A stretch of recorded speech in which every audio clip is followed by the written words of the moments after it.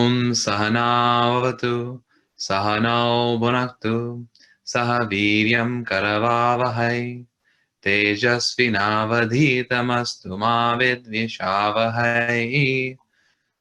Om Shanti Shanti Shanti. Samasta Jala Kalyane Niratam Karunalayam Namami Chinmayam Devam Sadgurum Brahma Vidvaram. Hari Om everyone, and welcome to our next session of Booklight. Tonight we'll be joined by Swami Ishwarananda ji, and I'll pass it off to Ananta, who will introduce Swamiji. Hari Om. Hari Om. Although many of us are familiar with Swamiji's inspiring personality, I would like to say a few words to humbly introduce Swami Ishwarananda ji. Swami Ishwarananda ji is the resident Swamiji at Chinmaya Mission Los Angeles and is one of the directors of Chinmaya Mission West, which oversees activities in North America. Swamiji started as a secretary in Chinmaya Mission Bangalore under the guidance of Swami Brahmananda ji. Inspired by Pujya Gurudev Swami Chinmayananda ji, Swamiji joined Sandipani Sadhanalaya in Mumbai in 1991 and completed the Brahmachari course in 1993. Swamiji was given Sannyasa Diksha by Pujya Guruji Swami Tejamayananda ji in 2000 and has since been guiding and educating students of all ages dynamically through talks on Vedanta, stress management, management techniques, and other related fields. I would like to thank Swamiji once more for leading the Booklight Satsang today. We are all very thankful for Swamiji's presence and guidance. Thank you. Hari Om.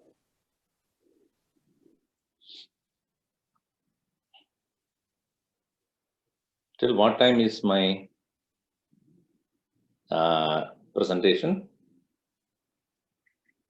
Hari Om Swamiji. Till about 9:30, and then from 9:30 to about 9:45, we have Q&A. Okay, all right.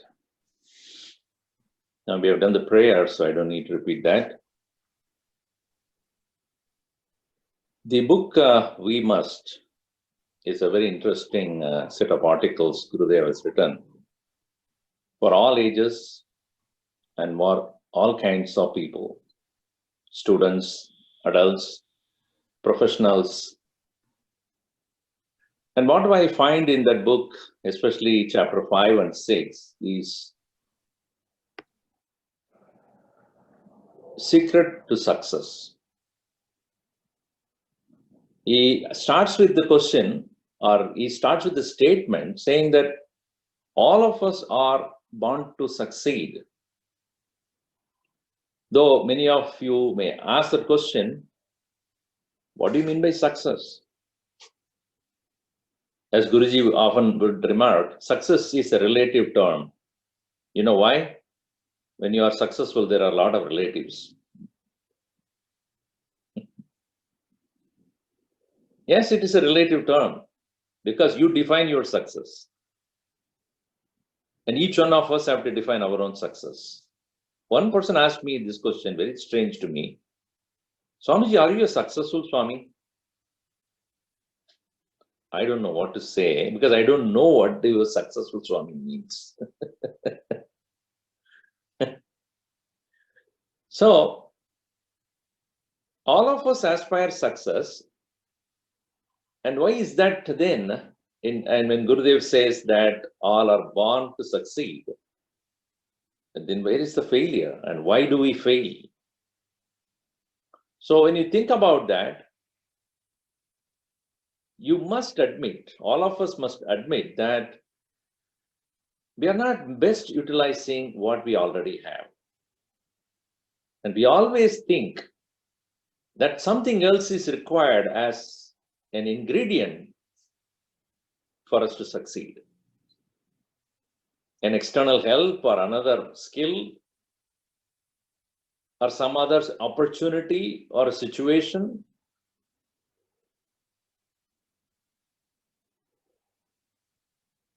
You know, I just read a story There was a young man who was born to a rich family, and he was not a person, he was not an individual who was proactive. The father knows about it. And this boy was living in another city, not doing any work, but living on the parents' money. Rich he was, his father, but he was advising him that you should stand on your own leg, on your own feet. However, this boy was not paying any heed to these advices. Ultimately, once when his father passed away, he rushed home and he asked the lawyer, "What did my father leave for me?" The lawyer opened that envelope which contained the will and read it out to that son. He said, "According to this paper that I have got, he left nothing for you." He was so upset and angry. He said, "My father was so rich, but I never thought he was so stupid. He didn't leave anything for me. That is, I think somebody might have done something to him." He said very clear that it's nothing. No. So unhappy he was, throwing a tantrum and here, and he was only a son. So he was so unhappy. Where else the money should go? He says, has he given to some charity? And he was so confused. After a day of regret and anger, he came back, and then the lawyer was there telling him, "Hey, I found one more envelope from your father's will." He had actually 3 envelopes, so only one I read. The second one is here. I will read it for you. Wow, great. Show me what it is. This one says, "My son is eligible for 500,000 from my savings." This you should have given to me first. I felt so bad that my dad is so bad. See, this is what my dad is really a great guy. See, 500,000. Then the lawyer said, "There is a condition here." What is the condition? He said, "I will give this 500,000 to my son, provided he cuts off both his legs and sits in a wheelchair."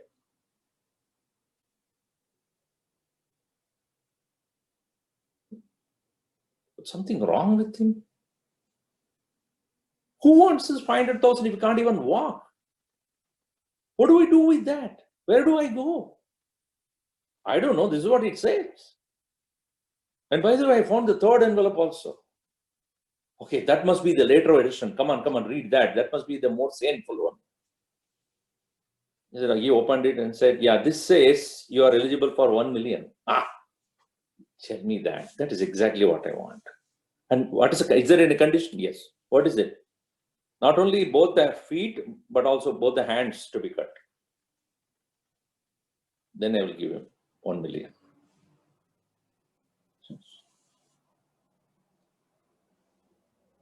There is something seriously wrong here with my dad. So the lawyer only smiled and said, "I know your dad for so long. I know one thing. What he said is right. Now I ask you this question." He said to the boy, "What is the worth of your both the feet? What's the worth of your both feet and your hands? Is it 1 million or more? Are you ready to give up both your feet, both your legs cut? I will give you 500,000 as per the will. Are you ready? What is your worth?" So our self-worth, nobody needs to tell us. Our self-worth should not be in terms of money. Our self-worth really is what we are capable of, whether the world accepts it or not. Gurudev used to say, when he was asked this question, "Swamiji, how was that you are so successful? Within a span of 35, 40 years of your work, you were able to create very active 200 or 250 centers all over the world, thousands of people following you, so many people inspired by you. How is that? What is that secret behind your success? He said, only one thing, my tongue. I had nothing. When I came from the Himalayas, I had not even 1 quarter in my pocket. I worth nothing at that time. But I know that I can create a change here. And that's alone I believed in. And it happened. So, real success is when we start understanding our worth. It is not necessary that we wait for the world to acknowledge what we are, who we are. Gurudev went on and on, never stopped. Whether somebody recognized him or not, he said, this is my work, and it will prove it itself. If it's not today, tomorrow it will prove. Or even if it is not in my lifetime, it may not happen, but it will happen for sure, because I have a complete faith that what I'm doing is right.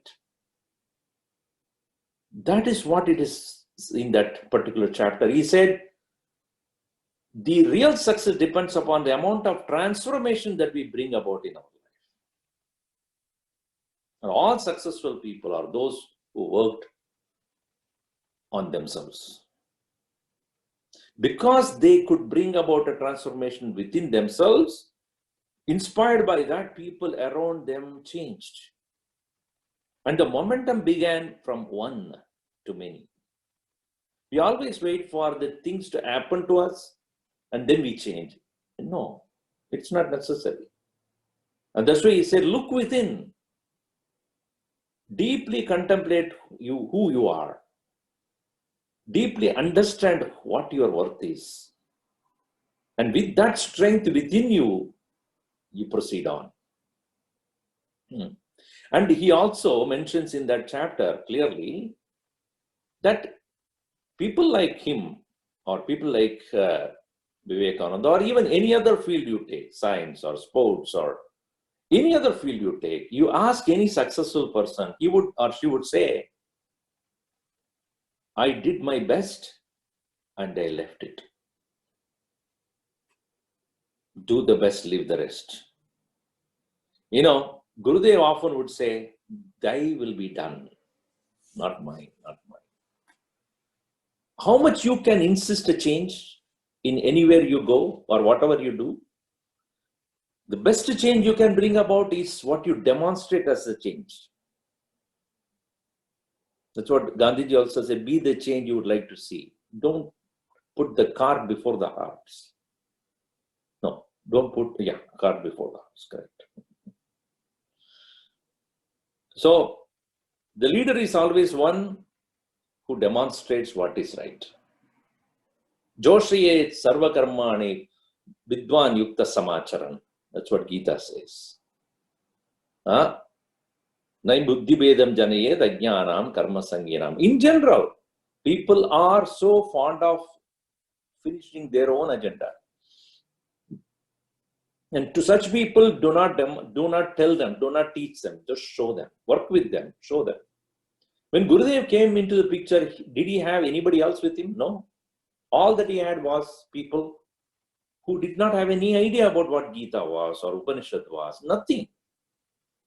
He brought them that awareness. They were all people of the world. He did not come with a bunch of all the sadhus with him. No. He just came, lived among the householders, worked with them, showed them, made them work selflessly, and made a history. So we should not wait. We should do our best wherever we go, and having done the best, leave it. Just let it happen. So in this context, one should not misunderstand that, oh, if everything has to happen according to God's will, why should we put any self-effort at all? That's not the right way of thinking. We have certain responsibilities to fulfill, and that definitely should be done as our part. We cannot decide the whole thing, but we can decide what our role is. For example, I have to take care of my body. I have to eat. The hand is taking the food and putting into the mouth. That's all it does, right? Anything else? Rest of the thing are happening or not? If I don't do that, Bhagavan will take care. Let the food directly go into my mouth. Yes, it will. When you lie down, people inject it on you after some time. You have to do your part. The rest of the thing will happen. That belief one should have. My portion, my role in this any situation, having defined what it is, doing the best of for that. Once that is complete, thy will be done. So therefore, success is to look within and discover what is hidden potential already there. Redefine yourself. And from that definition, start expressing that potentiality in you into the work field, the field where you are working in, to the extent, to the best way possible. And once completed that, let it happen. Let the Lord happen. Let the God happen. And that is the true secret of success. Now, in the next chapter, Gurudev writes about the need for belief, faith, and conviction. Most of us doubt in whatever we do. Suddenly we doubt, am I doing the right thing? Am I going anywhere at all? Often we compare ourselves with others and say, that person is successful, that person could achieve things, but why am I so slow? Why am I not able to do the way others can do it?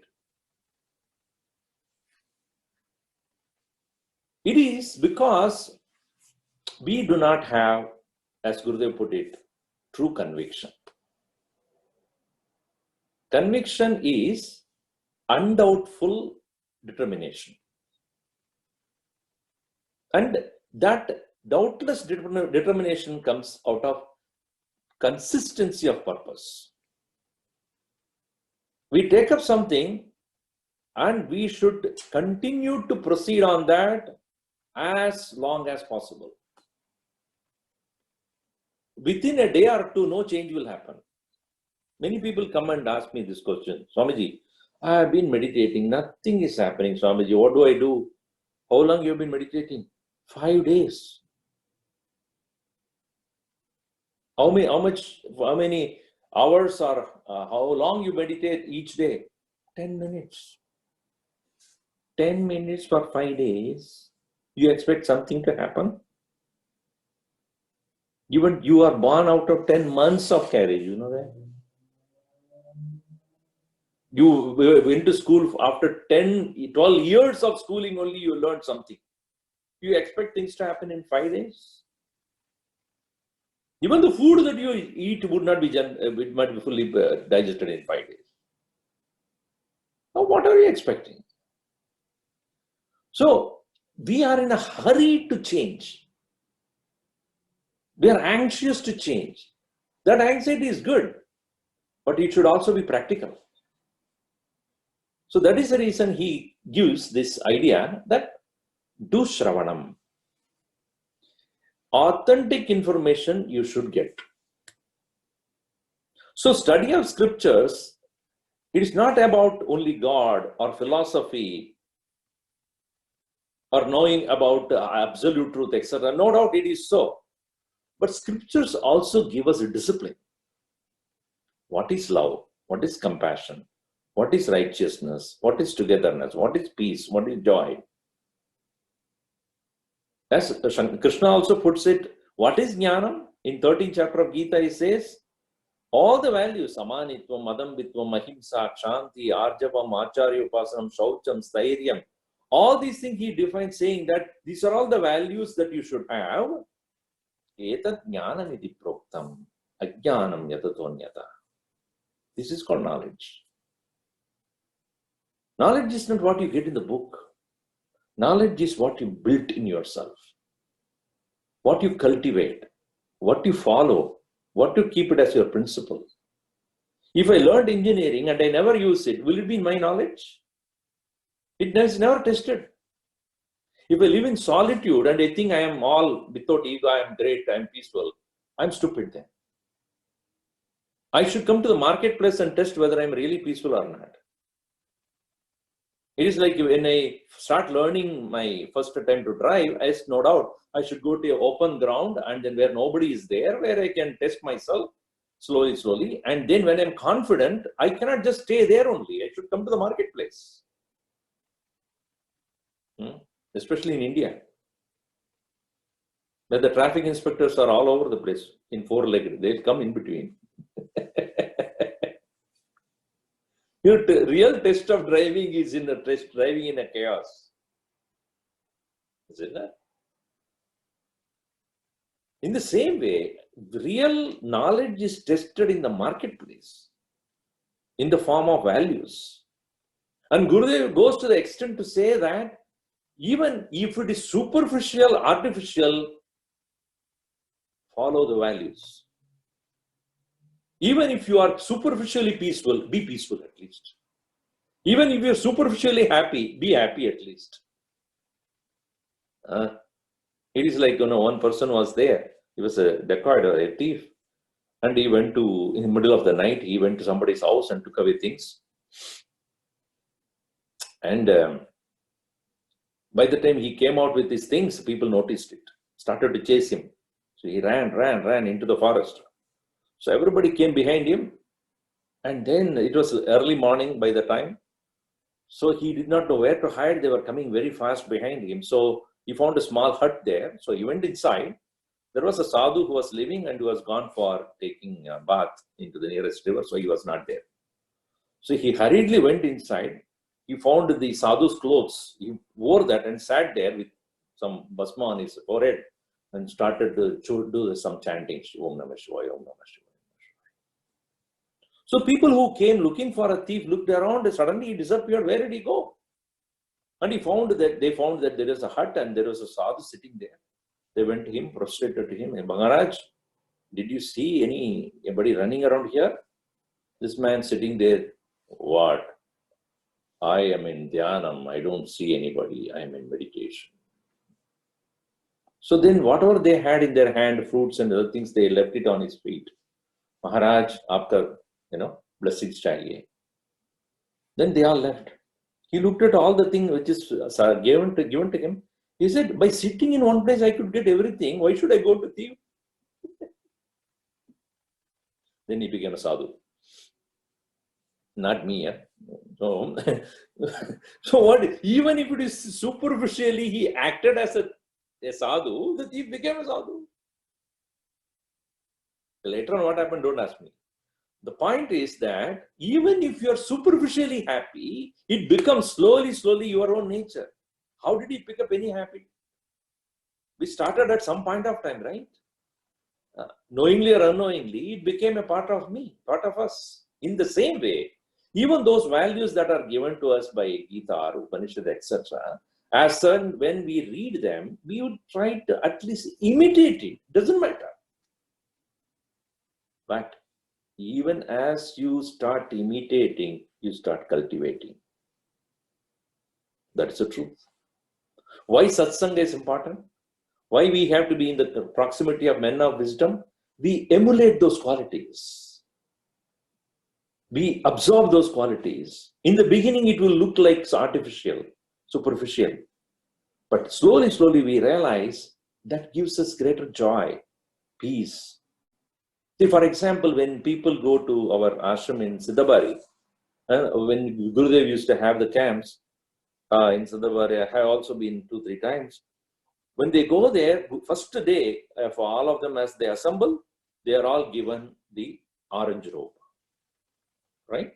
Like sadhus, they wear orange. Throughout the camp, they should wear that upper, what kind of gown we call it, or the kind of wear, and then Rudrakshamala or some Tulsimala will be given. And he would say first day, all of you should wear this until you finish this camp. You are all now temporary sannyasis. Behave like one. Don't take this dress and go to the local chai wala tea shop and drink tea there. I don't allow that. So this 1 week or 10 days when you are here, you have temporary sannyas. So, it gives you the feeling. It was giving us the feeling, yes, now at least we must behave because we are wearing that kind of cloth. We should have that kind of, the behavior and our discipline. God getting up in the morning, sitting for meditation, doing that puja or listening to the scriptures and doing the day reflection. Those 10 days were so beautiful because we are just doing that. And later on, it picked up. I mean, when I went there, I was just amused by all these things. But then, at the end of it, I said, hey, this is the best thing to do in life. So, Shravanam, listening, should transfer itself to reflection, thinking about it deeply, and then making it as our nature. Transforming that reflected ideas into action is most important. If we just reflect and understood and never brought into, it doesn't percolate into our daily action or behavior, it is just a superficial understanding and it will not remain too long. So he says that very belief in what is said, in that very faith that you have in the scripture will become your conviction when you start practicing. And then when you get into the deeper nature of meditation, it becomes your strong belief. Then it won't change. It becomes your way of life thereafter. And such a person will never doubt after having completed, after having that process, he will never doubt himself whether he is in the right path or not. And each one of us have to define our own path. Don't imitate somebody else. Even though when you are in the satsang, you will hear and many other things, every true guru would say, now walk on your own. Your own understanding should lead you. Your own conviction should lead you. Your own belief should lead you. And if you are merely imitating somebody, it will not last long. So that transformation will definitely make you proceed on with the right conviction. And he also says, be aware of wrong convictions also. Because if you are looking at someone who may be successful in the world also, but not in the right way, and you don't imitate such people, because eventually they will also fall and you will also fall along with them. So they have the right source of information, listen, reflect, convert that into action and turn that into your way of life. So these two chapters are so inspiring. As I said, it is meant for everyone, whether you are a student or a professional or any field. What is most important is that look within and walk straight. Questions? Thank you, Swamiji. To start us off, I will call on Amarji. The rest of you, if you have any questions, please send them to Shubhani via chat. Thank you. Hari Om, Swamiji. Hari Om, Ajay. Swamiji, much of Amar, sorry, again. Okay. Much of the our topics have been dealing with how we can make this Vedanta a little bit more practical, right? For working professionals, young people. This is a CHYKWest Satsang. So one of the current ideas out there is setting limits. From 5 to 6 p.m. I'll do this task and leave the rest. 7 to 8, I'll do this task and leave the rest, and I'll be working very intentionally during those blocks of time. But then also, when we're thinking about doing our absolute best and leaving the rest, thinking that the mind will then start to wander and thinking, oh, I could have done a little bit more. I could have done a little bit more. How do those two ideologies or philosophies kind of combine here, Swamiji? With being able to work and dedicate short periods of time, but then always feeling, oh, maybe I could have given a little bit more. Maybe I could have slept a little less. This is the nature of the mind to always doubt. In Sanskrit, we know it is as Sankalpa Vikalpatmakam Manaha. The nature of the mind is take Sankalpa or take a thing and do it, and at the same time, as even you are doing it, will doubt it. So, that's the nature of the mind. You can't help it. The only thing you have to do is, at that point of time, what best you can do alone is the best. Always you will find, after writing an exam also, you come out, oh, I should have written this way. Right? Or you, after eating a food in a restaurant, you can, oh, I would have eaten that one instead of this. It's always the other one is a possibility. So you never regret for what you have already done and done with. As Gurudev would say, past regrets, leave it. You cannot go back and correct it, and you don't need to correct it. Next chance when you have about making it better, do it. But don't regret about what you could have done, should have done, would have done. Your parents would have said the same thing. I would have got a better person than you if you had waited for somebody. Why are you? So, it's never going to be ever satisfying. But at that point of time, whatever knowledge that you have got, whatever information that you have to use that. That's what Gurudev writes in the 6th chapter also, saying that always be ready to get the new information and change your ways. Like a doctor also, he diagnoses based upon the symptoms, and whatever medicine she gives is meant for the symptoms she had not now seen. Tomorrow when you go, the symptoms change, she will give another thing.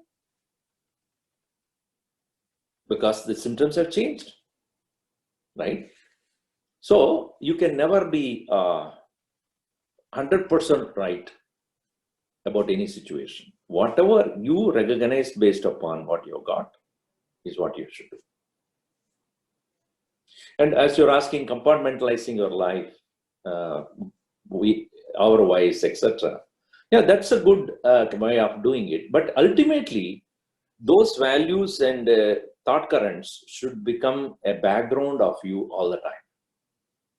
It should not be that, okay, 5 to 6 I do, be sincere, 6 to 7 I'll be useless, and then 7 to 8 I love, and 8 to 9 I hate everybody. It's not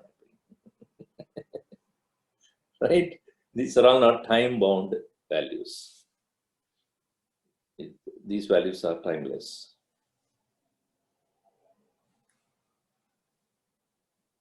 Anyway, any other question?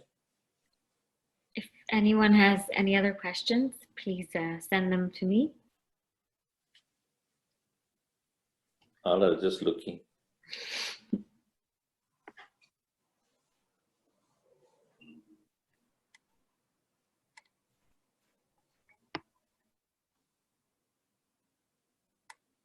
I see many faces.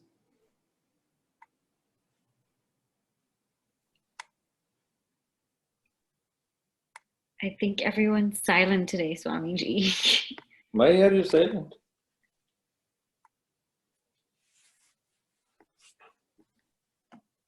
Quiet. One question from Vaibhav, so I'll just unmute him.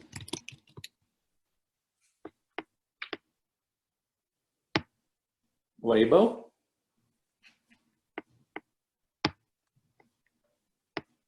Hari Om Swamiji. Yes. So, as a student, as you said, talking about success and doing your best and leaving everything else, what is the best way if you, by chance, do not succeed, to accept that is not your failure, and to accept that you are not a failure yourself? I didn't catch the point. Come again. like, how do you not continually blame yourself if you have, for example, failed an exam or some kind of obstacle in your life has come towards you? How do you shift that failure and overcome it rather than blaming yourself for what has happened? A simple thing is, will it solve the problem by blaming yourself? No. So obviously then, best way to do that is let go and do the best next time. See, blaming yourself is like you're stopping yourself. You're not moving forward. So please understand that by blaming yourself or anybody else around you is not going to, not even an inch or not even an iota of improvement will take place out of that. So also is worry. The worry does not take you from one situation to another. It doesn't help any one of us except it drains our energy. And being negative about yourself or anybody else around you will again, it's a drainage of energy. And in the process, you will not see any result. So best way is, okay, happened, so happened. Whatever happened, let me improve upon what I need to do. Proceed on. Do you think that all the projects Gurudev took were all successful? No, he knows that. He told many of us many times. He said, there are things that will come to your life which you may not succeed at all. Never stop. Keep moving like the Ganges. Never stops. Keep going. Obstacles may come. You stop. Look at what is the other way to go around. And proceed. Never stop until you reach the destination. So that's what he would say. Thank you, Swamiji. Yeah. Next question is from Ashika.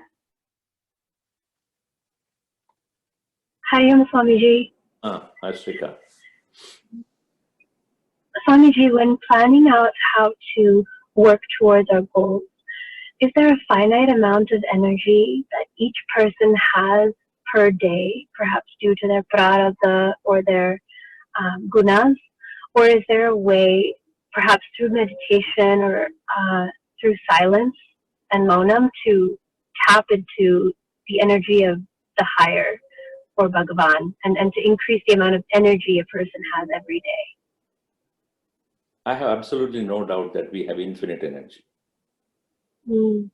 I've seen it in close quarters with Gurudev. Infinite. I'm telling you, it's unbelievable. The amount of energy he will express. The age when I met him was 70 years old. At the time of 70 years old, think about anybody who can work 18 hours a day with 25% of his heart functioning. Unbelievable amount of energy. Non-stop. So, I had no doubt when it is said that Shankaracharya, at the age of 32, he completed so many tasks within 16 years. I thought it is just as merely make-believe something. But when I saw Gurudev, he said, there is no doubt in my mind. He could do so much. And without any kind of exhaustion or tiredness. That's one thing. He was so enthusiastic about what he was doing. As the in a famous statement says, that when you love what you do, you never work in your life, not in a single moment.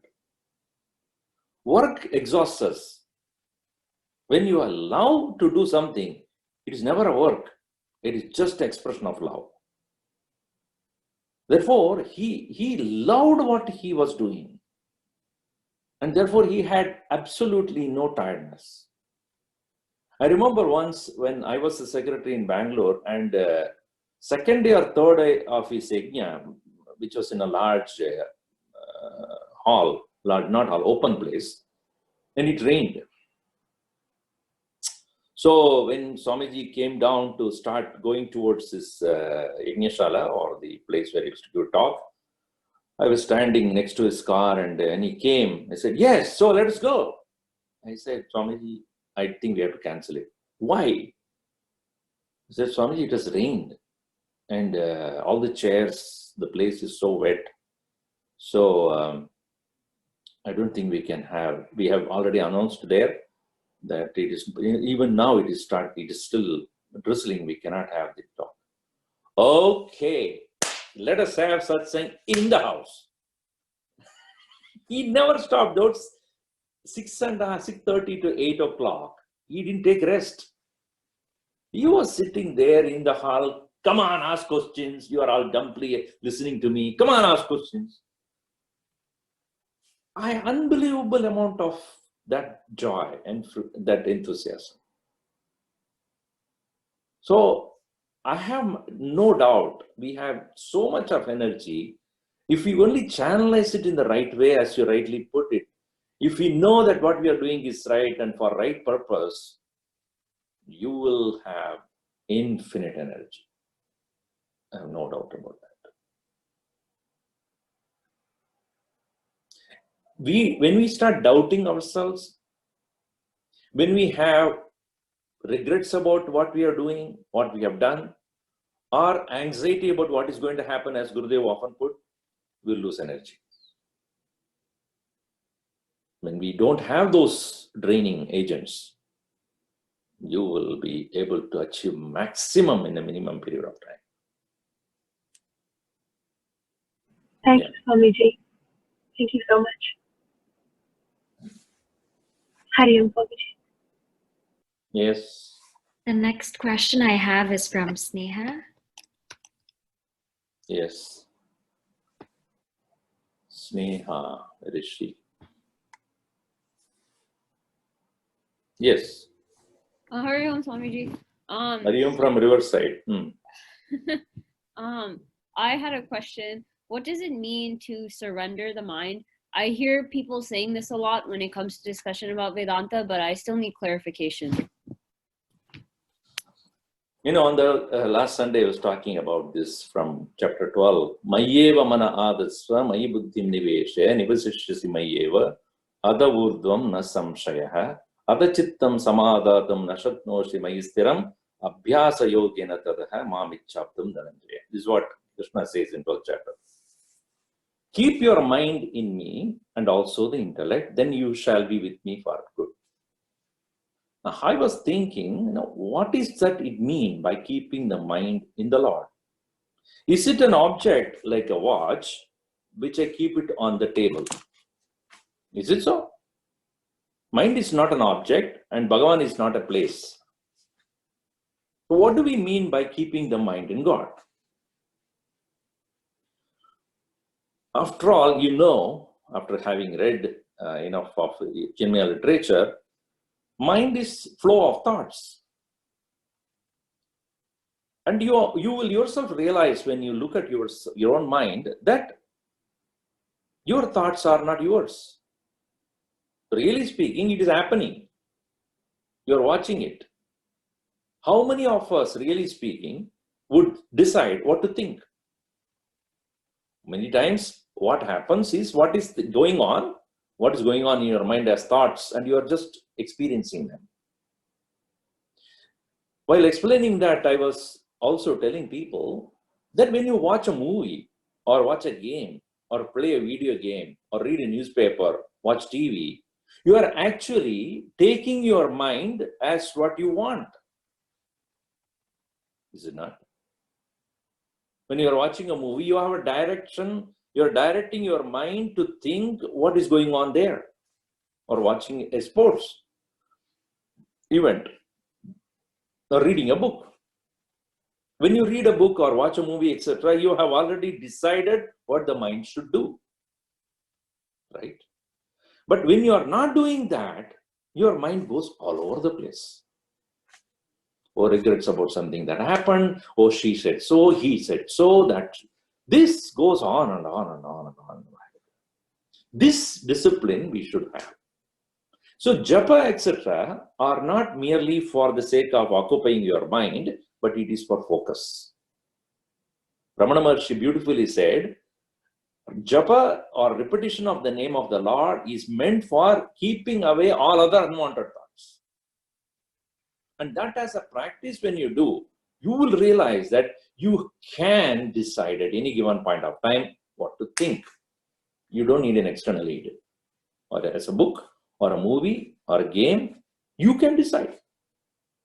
So what do we mean by keeping the mind in one place? It is a decision that you make or discipline that you have, what you want to think. And great personalities, they could achieve many things in their life because they have that discipline of the mind. If they don't want to think about it, they just don't want to think about it. That's it. If they can let go of it and focus on something else. It is like when you're driving the car, you're driving the car. Nothing else is important at that point because you're focusing on it. What is happening there in front of you, and how is the traffic, and then you are doing that action. In the same way, our mind can be disciplined to pay attention to a given thing, task at hand, provided you have the discipline of letting go of unwanted things in your mind.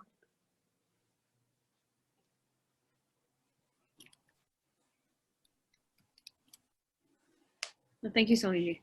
And you. Thank you, Swamiji, for sharing with us chapters 5 and 6 of We Must. Now we'll call on Suraj to just give us a few announcements.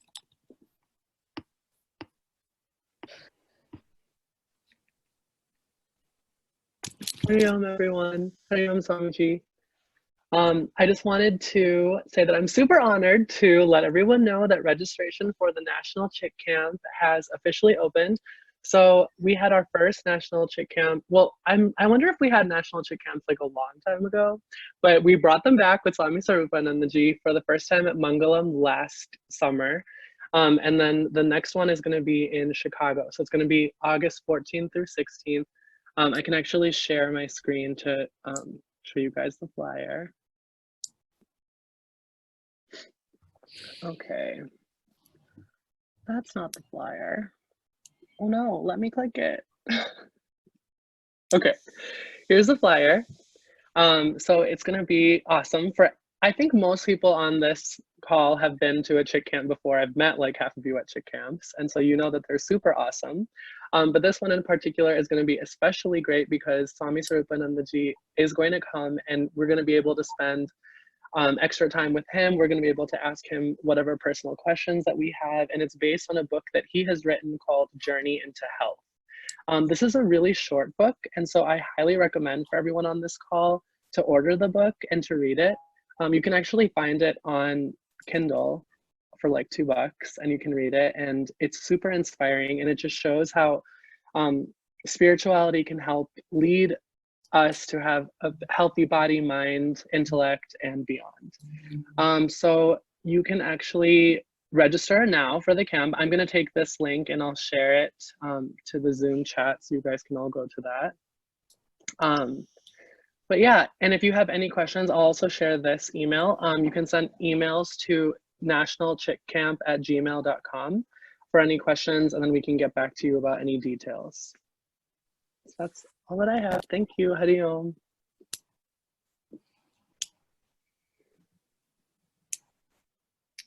Over to Amarji.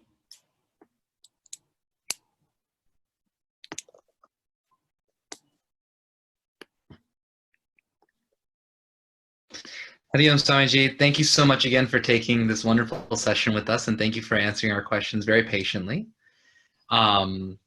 So our next session will be in 2 weeks with Swami Ishwarananda from Chicago.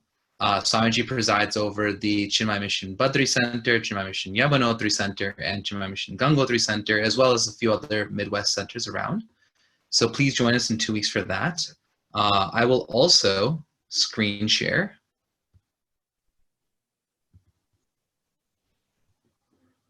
This will be on March 16th, covering chapters 7 and 8. And last announcement is we will also have a new text support for giving reminders. You know, it's sometimes hard to keep up with all the emails that might fly in and out of our inboxes. So one other resource that we have is a new reminding app. So please feel free to text this number. Uh-oh. So text 81010. You can text it at Booklight. If you text that code to that number, you will get weekly reminders, and someone also on our Booklight team should have already reached out to you informing you about this. Text at Booklight to 81010. You'll get reminded with just basic reminders. Don't worry, we're not going to ask you for donations to a campaign or anything like that. But it's a great way to be able to have us stay connected at our fingertips rather than diving into our inboxes. And with that, we'll close for today. Om Purnamada Purnamidam Purnat Purnamudachyate Purnasya Purnamadaya Purnameva Vashishyate. Om Shanti Shanti Shanti. Thank you all.